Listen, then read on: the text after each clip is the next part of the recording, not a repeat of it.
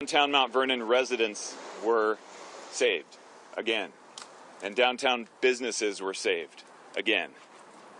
Downtown business owner Sheena Wilson is here today. She owns Bloom Floral on First Street. Sheena has witnessed firsthand what an integral part of our downtown this flood wall has become. As I walked downtown yesterday, several folks went out of their way to thank the city of Mount Vernon for this investment. But I think all of us here are just extremely grateful for this infrastructure and for the unified effort that it took between local and state and federal governments to actually make this infrastructure a reality. I'm grateful to Senator Murray, who championed the initial study and found the funding to get this project off of the ground. Thank you for being here with us today. With this wall defending us in our background, residents of Mount Vernon were freed up this week to do what Skagitonians do best, to reach out, to help each other, and to lift each other up in this difficult time. It has really been an amazing thing to witness. And I say that with enthusiasm, but it's enthusiasm that is tempered by the reality that we still have Skagitonians who can't go back to their homes this morning. It's tempered by the fact that we are not in the clear yet. There's more rain on the way. This flood fight continues, and we have some pretty amazing folks in Skagit County and in the city of Mount Vernon who continue to support those efforts. And so they are here and available if you want to ask questions about the flood fight. Our local Mount Vernon EOC Incident Commander, Fire Chief Brian Harris, is here today. Our EOC Operations Lead, our Public Works Director, Chris Phillips, is also here today. They can answer questions about the flood wall and about local flood fighting in the city of Mount Vernon. We also have the Skagit County Department of Emergency Management here and available for questions today as well. I will step aside and let you ask those questions.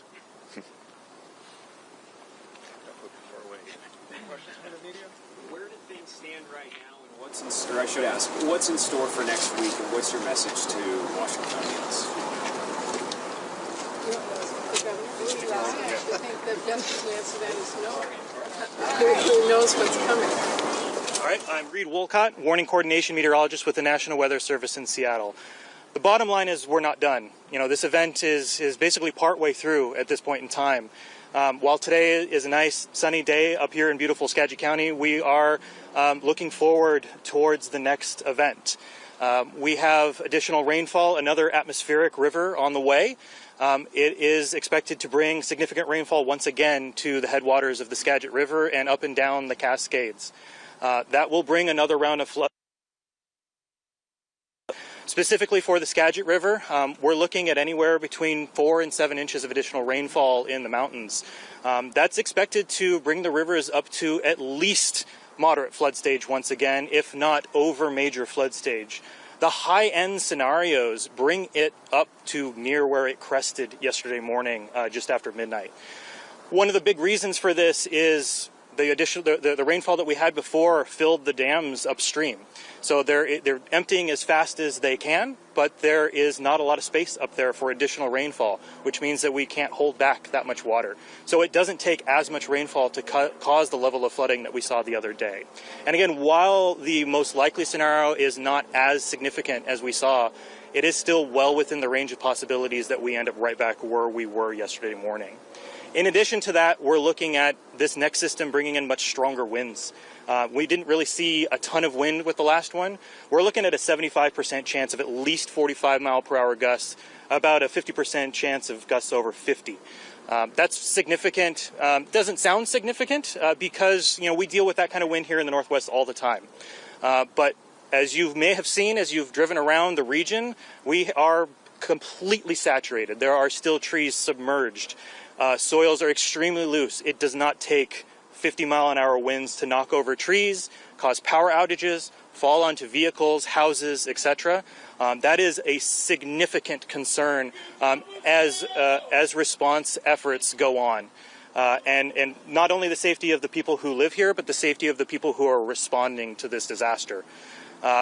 As we move forward into next week, we're fortunate the conditions begin to cool. We are looking at snow levels starting to drop to 2,000 feet, say, by Wednesday, 1,500 feet by Friday. That will shut off the majority of the potential for additional flooding in the extended forecast, but it does bring additional complications. Our mountain locations like Marble Mount, New Halem, etc., we can have cold air settle in those locations, and it may start to snow. That will also hamper response and recovery efforts in those areas. It's not, again, it may not be the most likely scenario, but it is well within the realm of possibility and is another cascading potential impact with this event that will make response and recovery very challenging. So, bottom line, we are not done. We're not out of the woods with this particular event. We're halfway through. And we will be here at the National Weather Service with our River Forecast Center, the local forecast office. Our region, our national headquarters are fully behind this. We have support coming in from all over the country. I personally have been up here at the Skagit County EOC for the last 4 days. I have relief that is actually relieving me today. I feel very fortunate in that. Coming up from Salt Lake and from the Bay Area, my counterparts at those offices are here to provide support so that I can take a little bit of a break and start coming back here once again once we have our next round of flooding. So again, I'm very grateful for the support of everybody that you see here, the emergency management, our leadership, everybody who's involved in this response. We could not do it without you, and we thank you very much. Senator Murray, being a champion of this flood wall since its inception, what are you feeling now seeing it at work this week? It is really incredible. I was trouncing in knee-deep water. Well, it would come up to the mayor's ankles, but for me, it was knee-deep water 20 years ago in a horrific flood we had, and to now come back and know that the businesses that I saw, business owners with tears in their eyes because they lost so much of their merchandise and had to recover, are now safe. And that this investment in this wall really made a difference for this community in lives and dollars and businesses in this community. It's a really good example of showing you preventive infrastructure makes a difference. A question for Julie. Do we have any numbers on the number of injuries, rescues, buildings flooded? Yes, we have had over 20 rescues. In fact, we had a rescue this morning. It may even be more than that. That 20 is just what we're counting in the EOC. Each of our city jurisdictions, town jurisdictions, they might be doing additional rescues. We're starting to put all that picture together on this sunny day. We have a moment to collect all that information. Thankfully, no deaths to report, no fatalities. But really, it's been the rescues, and it's been rescues from people who either didn't evacuate, couldn't evacuate, or are just being plain silly and driving through floodwaters when they shouldn't. Yep. The Department of Fish and Wildlife's Swiftwater Rescue, is that included in the EOC? I believe, yes, we do have DNR and Fish and Wildlife in the EOC, so yes, we've included those. And then just to zoom out on your question, which I appreciate about the number of rescues, that's been asked, I think, the last couple times we've had events like this. So I did ask our state EOC team what numbers they have currently for statewide, the number of emergency rescues. The number they reported to me this morning, which I think is current as of last night, is about 250. Obviously, the number is likely more than that. That's based on reports that have come in to them, but they believe about 250. And so that's a significant number, obviously, here, but in multiple counties, of course, are facing a similar situation. Again, it goes without saying we deeply appreciate all the first responders. The senators and I had a chance to meet with many of those first responders in Monroe, where we were earlier, and of course here today, and we just deeply appreciate them putting themselves in harm's way to rescue folks who really desperately need it. Governor, statewide, do you have any stats as far as injuries or deaths? So statewide, what you just heard is true statewide in terms of deaths. I mean, I think our prayers are certainly been answered so far, in some ways remarkably so. I just have to say that right now we have no reported deaths that have come in to the state central emergency system. And as far as we know this time, no what I would describe as significant injuries. And so that is, we're just deeply grateful for that. And it's a credit to the first responders to the whole community all around the state that have just been there, the coordination. I've said before, but I'll say it again. I ask wherever I go, hey, do you need any more resources when I'm talking to first responders or local elected officials? And the response has always been, no, we've got what we need. And so that's a sign that good communication is going on all across the state amongst tribes, local jurisdictions, community partners. You get the idea. And obviously a little bit of luck. Those floodwaters right here in the Skagit could easily have been 3, 4, 5, even 6 feet higher than they were. And so we feel fortunate. Governor, you spoke yesterday about the FEMA declaration response that's coming in. Yeah. Have you talked with Secretary Noem about what kind of aid Washington will be receiving over the next couple of days and when they're expected to be on ground? Sure. So I did speak with Secretary Noem. Thank you. Yesterday, yes, thank you. Yesterday morning. That's right. It was yesterday morning. And thank you, Senator. I'll just say what I said earlier. She was very, very gracious. I just want to start with that. The way I would describe the call is what every Washingtonian would want from a cabinet member calling a governor about a real crisis in their state. She was gracious. She was kind. She asked how we were doing as a state. So we had a very productive conversation. As you might imagine, I expressed my great thanks to her for the declaration. In a nutshell, what we have right now, and the senators can speak to this because they're very experienced in these as well, so I'll defer to them, but is for the short term, dealing with rescues, clearing debris, that type of emergent needs that we have right now across many counties. They are here, they're staged, they're working with the partners you see here. So that is going on. That is separate from the next conversation after we dig ourselves out of this, which is seeking relief, financial support for what will undoubtedly be a very, very, speaking financially, costly event for individuals, businesses, our state, local governments. You get the idea, but also ask the senators if they want to add to that as well. I think that's a really important distinction. The emergency declaration that was done yesterday, thankfully, will help with some of the immediate issues. But what has to happen now, and it always takes so long, is that the governor has to send out all of his teams to do an assessment. And we have a very big state with a lot of different regions that have been impacted, from homes to businesses to roads. You listed all of it. Put that all together and then request emergency funding from FEMA for the future. Could be months away before all of that is put in place. And I know that's hard for people who are trying to get back in their home or worried about what they're going to do next, but it does take time to do that. Once that happens, Senator Cantwell and I and the delegation will have to work really hard to make sure the administration funds the requests that the state puts in. I think the key thing is now when you're dealing with an emergency, the things that we really want is we want with evacuations to have shelter. We just saw in Snohomish County the Red Cross and the facility that's setting up there. But when FEMA comes into the picture, those shelters are more supported and have more resources available to them. And that's very important because this is in many parts of our state.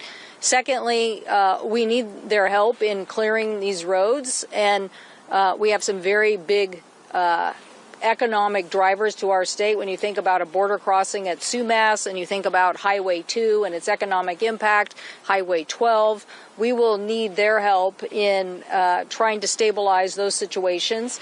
And then if we are going to see future evacuations, I want to thank the National Guard. They've done a great job. They've responded well, but they can help in that, and we saw some more, I think, flexibility in how those resources were being deployed because the FEMA is showing up. If I can just add one last thing, is I'm deeply grateful to the 2 U.S. senators who are here who supported, and that's an understatement, the request. There are a lot of conversations and things going behind the scenes to get that emergency declaration, as you might imagine, and by extension to the entire congressional delegation. Every member of that delegation signed a letter of support. That was a bipartisan effort. So a lot of conversations, a lot of effort went into communicating as clearly and persuasively as possible to the federal government, to the administration, just how dire the situation has been here and will continue to be. And so I just appreciate all those voices that have come together, but especially the 2 senators who are here today. We have time for one more question. Is there anything in particular with this last weather event that you found this area did really well that you would recommend to other agencies within cities and counties, or moving forward, do you think there needs to be any modifications just learning from this last weather event? I can't tell you every place that we've been so far, there is almost a kumbaya moment in the notion that everybody worked together, first in the preparation and planning, and then in the execution and cooperation. And so we're hearing that everywhere. But I want to shout out, you heard the NOAA forecaster, and I think that that's what we need to communicate to preparedness across the nation. We do see fires, we do see floods, we do see hurricanes, we see tornadoes, but if a community doesn't know what those events and the damage can do, and look at what Senator Murray and the mayor was able to do here at the last 2021, whatever year the flood was able to then build this seawall that protects this community. So I am sure there are other parts of our state that need a similar infrastructure. I'm sure there are other parts of the country, but it starts with that weather forecasting, having the best weather forecasting, having those people translate that days, if not weeks in advance. And that's the key thing, is to have it weeks in advance if you can, and then everybody else goes into action. And I think that's what we've learned here. Give the community the tools, and the community will respond. Yeah, I would just add, and Maria said it right, I think what we have seen this week is just a real amazing amount of people and agencies who've come out to work together side by side. Doesn't matter political persuasion, region, wherever, from FEMA to NOAA to our National Guard to Red Cross folks to all of our first responders, just in every community, coming together as friends and neighbors to make sure that everyone is okay. And that is I think a huge plus for the state of Washington, and we're going to have to keep that as we move forward over the coming days. I think one of the things we've heard, and I want to share with all of you, is that as great as this sunny day is, that some of the hardest times are coming as people assess roads that may have buckled and they have to be repaired, or families that cannot get back into their mobile home that's been destroyed, or communities that have lost resources that we don't even know about today. And we have to stay together, all of us working together, local, state, and federal, to make sure we're here for them in the long run. And that's, I think, something that we're all really understanding. And for everybody out there, don't assume everything is safe. Do not assume that a road is safe. If the first responders tell you don't go down that road, don't go down that road. So I think that's an important message for everyone today as well. And just the last thing I'll add to that question, which I appreciate is an important one, is we were in County yesterday and heard a briefing from King County officials. One thing they emphasized was, King County has a flood district that was created back in, I think, 2007. I remember back on the council, but they talked about the hundreds of millions of dollars of investments to prevent floods that King County, as one example, has made over those years, and how they made it very, very clear, had it not been for those investments, the situation in King County would have been far, far worse. So I think there are lessons there. On the drive here from Monroe, I called up my chief of staff, Shane, and said, hey, Shane, put on your calendar February 1st to have a conversation about what lessons did we learn from this. As successful as it has been, and it has been by any fair measure, tremendously successful in terms of response, I suspect, hey, you can always improve, and there will be other disasters. And so I just say, let's bookmark that, get folks together like the folks here, let's have a conversation. Once we dig out from this, move forward, let's have that conversation. We can always improve and look forward to that. And just lastly, I think, just echo, I think, Senator, what you were saying is, the coming weeks and months will be, tremendously stressful for so many Washingtonians. That's putting it, very mildly. Have you seen the videos? Homes literally floating down the river. I mean, I don't have words for an individual who's going through, or a family who's going through something like that, and that's just one of, thousands of situations. So, for those Washingtonians, we are united. We're here for them. We'll do everything in our power with all the partners we have to be there for them in the really challenging days that are ahead for them and for our state. Thank you so much, everybody. We appreciate you being here. Thank you very much. Appreciate it. All right. Thanks, Senator. Good to see you. All right. Yeah. Good to see you. Yeah. Go Cougs.